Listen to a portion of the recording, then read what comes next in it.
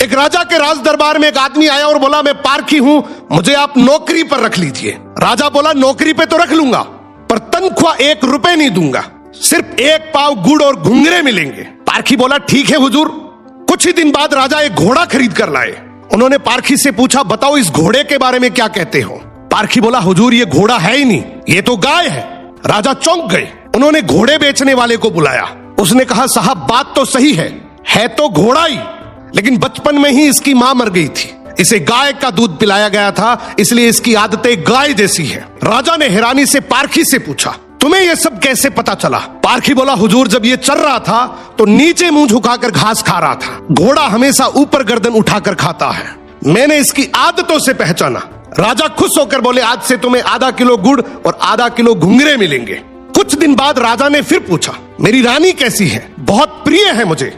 पारखी बोला, हुजूर आपकी रानी खानदानी नहीं है। राजा को विश्वास नहीं हुआ। उन्होंने ससुराल जाकर पूछा, वहां दादी ने बताया बचपन में इसकी मां गुजर गई थी, पाला तो मैंने है मगर दूध इसे दाई मां ने पिलाया है। राजा ने पारखी से फिर पूछा, रानी के बारे में तुझे कैसे पता?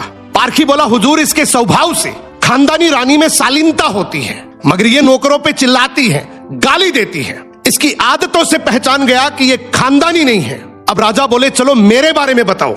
पारखी बोला, जान की माफी दे तो बताऊं। राजा बोले, माफी है, सच सच बताओ। पारखी बोला, आप राजवंश के नहीं हैं, आप मुझे भड़बूजे लगते हैं, गुड़ और भंगूरे सेकने वाले। राजा घबरा गए।